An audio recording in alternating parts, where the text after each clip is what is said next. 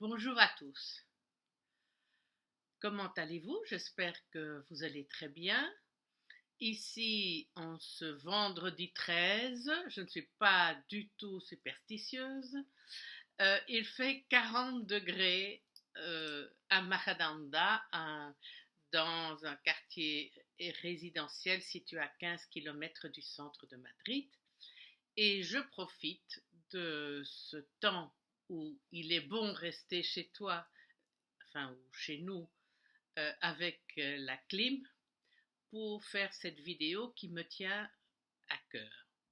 Voilà, j'ai eu le plaisir de rencontrer Catherine Castagnier ou de faire sa connaissance déjà par les Oui-Dire en 2003, alors que j'étais en terre d'Égypte. Et puis j'ai eu l'occasion de lire ses livres, de lui écrire, d'échanger avec elle et de faire certains de ses ateliers.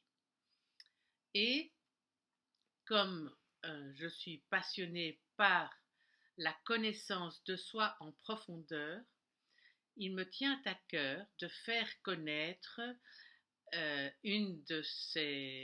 un de ces bébés, entre guillemets, qui est la porte invisible.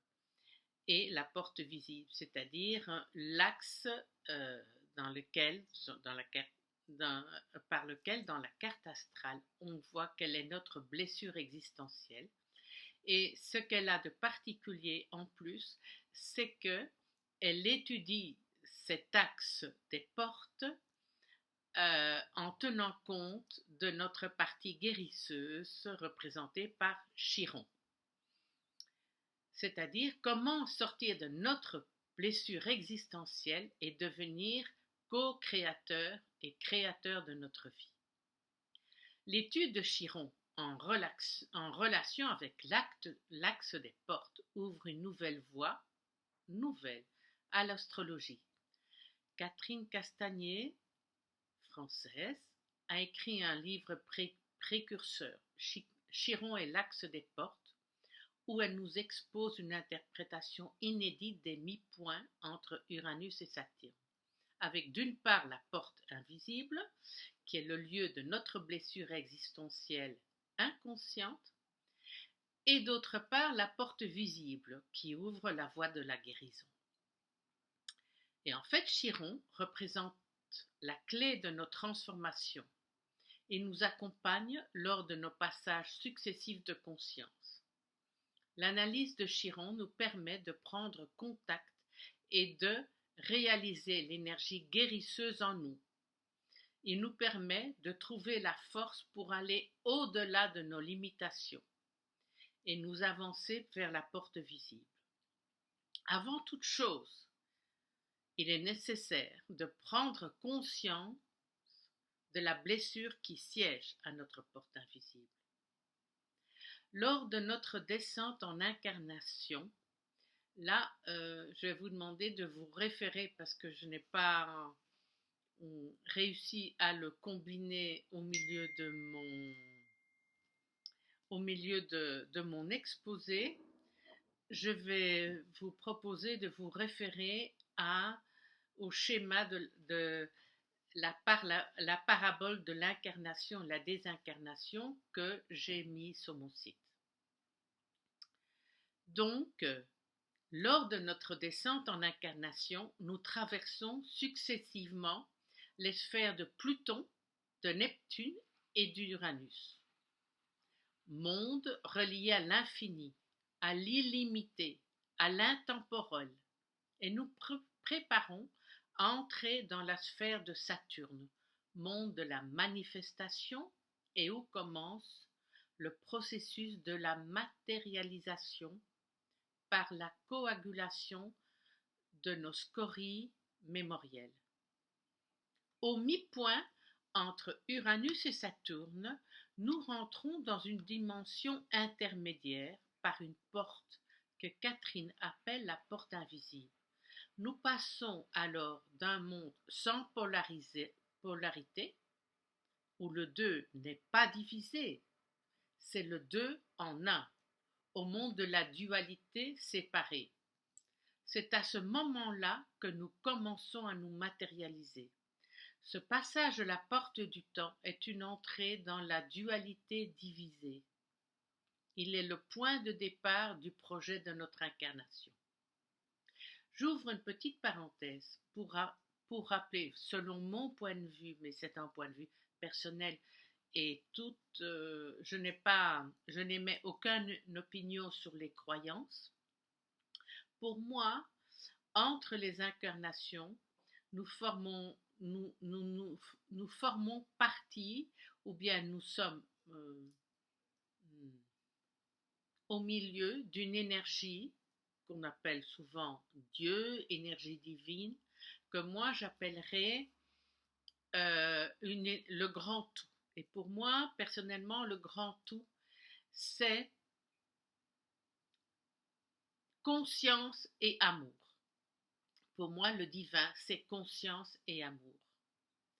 Et au moment où l'on décide de s'incarner, on signe un contrat de vie avec nous-mêmes.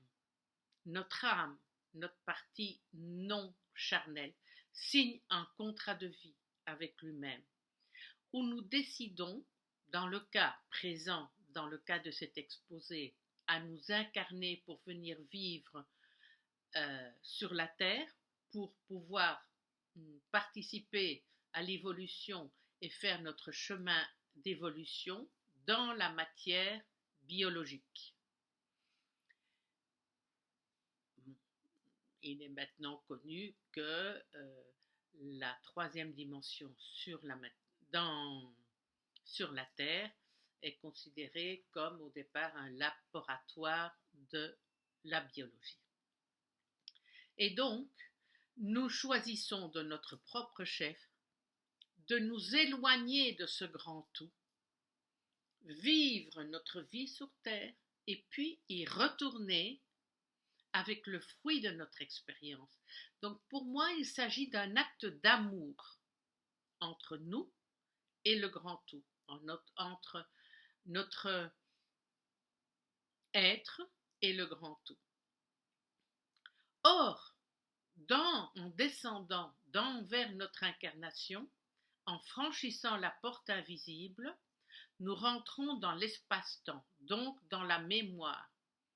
Il s'agit ici de la mémoire astrale, où résident les blessures de nos incompréhensions passées. Il ne s'agit pas de mémoire intellectuelle du mental, car à ce stade, il n'a pas de contenu. Il est en cours de formation.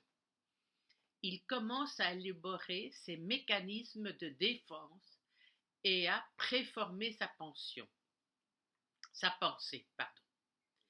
Et évidemment, à ce moment-là, on oublie ce qui s'est passé avant. Et on oublie que nous avons fait un choix en toute liberté et que c'est un choix d'amour par rapport au divin, par rapport au grand tout. Or, on reçoit un choc tellement violent, on se sent là tout à fait rejeté par le grand tout. On déforme la réalité parce qu'on est dans le mental. Et là, il y a Chiron qui est là et qui est le témoin de ce passage. Il est le témoin de tous nos passages. Pourquoi ? Parce que le chemin elliptique parcouru par Chiron dans l'univers va d'Uranus à Saturne. Donc, il est là quand on passe par la porte invisible. Il est présent lors du déchirement produit par cette division qui a provoqué une blessure. À partir de là, il nous accompagne dans tout le périple que nous allons accomplir en nous assistant de sa bienveillance. Il ne s'impose pas à nous, mais il vient à nous si nous l'appelons. Je le compare à la relation que l'homme entretient avec son anima et la femme avec son animus. Là, je me réfère à mon point de vue jungien et ma compréhension jungienne des choses. Dans cette descente en incarnation, nous traversons successivement les sphères de Saturne, puis de Jupiter, de Mars, du Soleil et de Vénus. Au moment où on traverse la sphère émotionnelle de Vénus, c'est le moment où nos parents, où l'on choisit ses parents. Au moment où nous passons par la porte invisible, c'est là que l'on choisit son arbre généalogique. Ensuite, on va passer par la sphère émotionnelle de Mercure, de la Lune, c'est le moment où les parents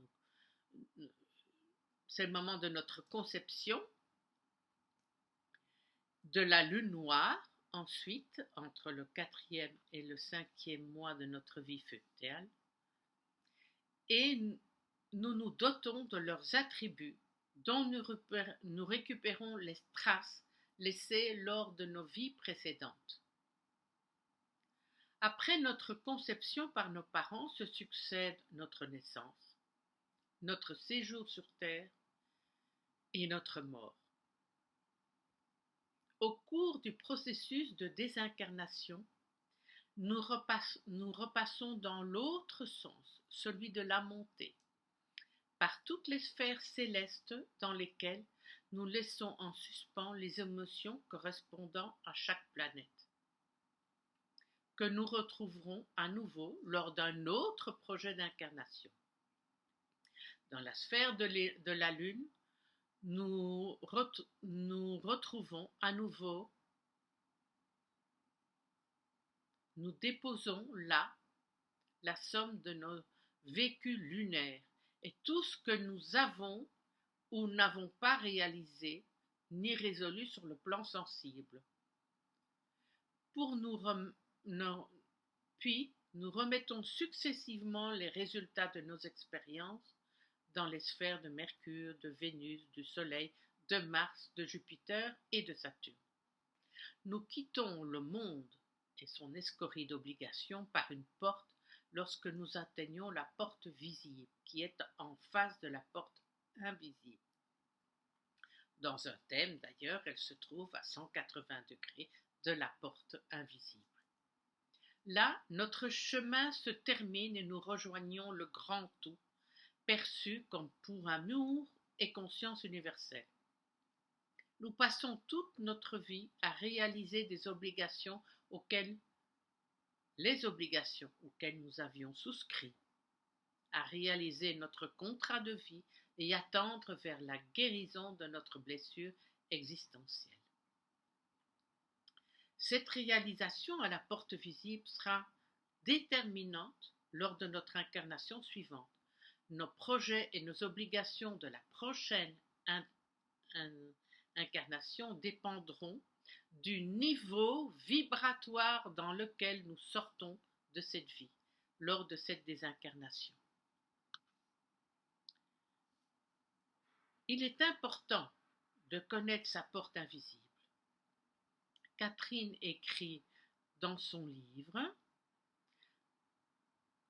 à la page 33, « La porte que nous avons franchie s'est refermée derrière nous et ne pourra plus s'ouvrir. Nous n'avons plus accès à ce qui nous a amenés là. Là, nous avons à comprendre que si nous voulons mettre fin à notre douleur d'exister, il nous faut cesser de nous identifier à qui que ce soit ou à quoi que ce soit. Dans ce lieu se trouve la leçon essentielle de notre vie. Cette tendance identificatoire, donc dénaturante, se fomente donc à partir des énergies de son signe et s'applique particulièrement au domaine indiqué par la maison. Par l'analyse de la porte invisible, nous voyons comment nous restons attachés à nos anciens schémas, suspendus à nos résistances. Nous répétons sans cesse d'anciens mécanismes névrotiques sans oser nous nous aventurer dans d'autres créodes. Nous avons peur de nous éloigner de nos convictions et d'abandonner nos systèmes de défense. Nous n'osons pas nous détourner des sentiers battus pour aller vers l'inconnu, malgré nos fragiles et douloureuses tentatives. Nous ne connaissons pas l'origine de nos errances et nous y dorlotons notre victime en évitant à tout prix d'avoir mal.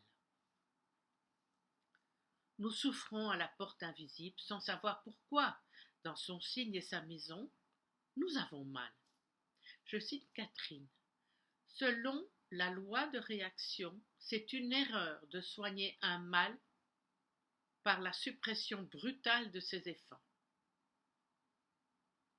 Chiron nous propose de sortir de ce schéma simpliste de vouloir guérir directement un mal, en puisant dans nos signes, la maison, les aspects de Chiron. La médecine spirituelle nous apprend à trouver un moyen indirect pour provoquer une réaction vitale de notre corps physique ou psychique et nous inciter à produire nous-mêmes ce dont nous avons besoin. Pour arriver à quitter la porte invisible et nous diriger vers la porte visible, nous allons agir indirectement et puiser l'énergie de cette avancée dans Chiron, en activant le signe et la maison où se trouve. Chiron est l'énergie de notre spiritualité. Bien sûr, Chiron a sa douleur, mais lors d'une consultation ou lors des ateliers que je donne sur ce sujet, nous apprenons aussi à explorer les douleurs de Chiron. Et chaque fois que nous explorons et que nous prenons conscience de la blessure de Chiron, il nous propulse directement à son potentiel, qui est bien au-delà de notre petite personnalité ou même de notre être individuel. Parce que là, Chiron, il veut que nous répercutions et il nous fait répercuter sa force en contact avec les autres, en stimulant chez les autres le côté positif de notre propre Chiron. C'est un désir et un élan spirituel et humanitaire de Chiron. La voie de la guérison est donc en face à la porte visible, en face de la porte invisible. C'est dans la porte visible que nous pouvons réaliser la guérison de notre blessure existentielle. En regardant le thème, on voit le chemin de guérison tracé selon l'axe allant de la porte invisible à la porte visible en passant par le centre, qui est l'individualisation, le soi. Or, Chiron est l'axe central. Chiron n'a pas de maîtrise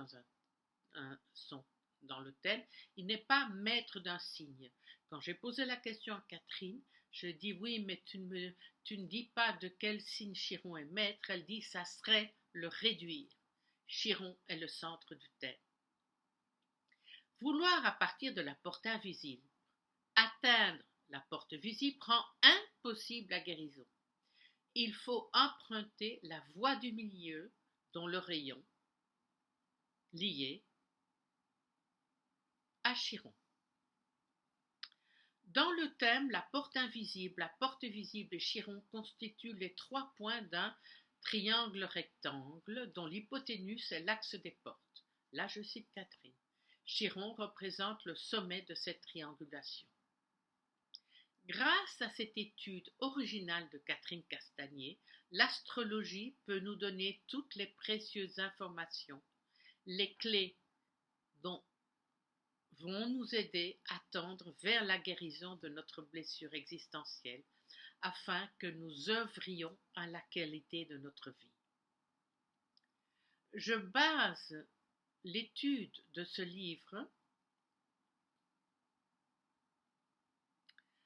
depuis plus de 16 ans, ainsi que sur des stages et des contacts que j'ai eus avec Catherine, pour enrichir mes compétences dans l'aide que je peux apporter à ceux et celles qui veulent chaque jour vivre d'une manière plus consciente. En tant qu'astrologue, travaillant dans un esprit psychanalytique jungien, avec un désir de développer l'amour inconditionnel, le partage, la coopération, l'évolution de l'humanité, je considère que l'astrologie a fait un magnifique bond en avant grâce au travail de Catherine Castelier. Si vous êtes intéressé, que ce soit par des cours, par une consultation, par plus d'explications, je suis à votre disposition et vous trouverez en dessous dans les informations mes coordonnées. Je vous souhaite un merveilleux week-end et de l'infini potentiel qui est en moi. Je m'adresse à l'infini potentiel qui est à vous. Et c'est ainsi. Merci de votre attention. Je vous en prie.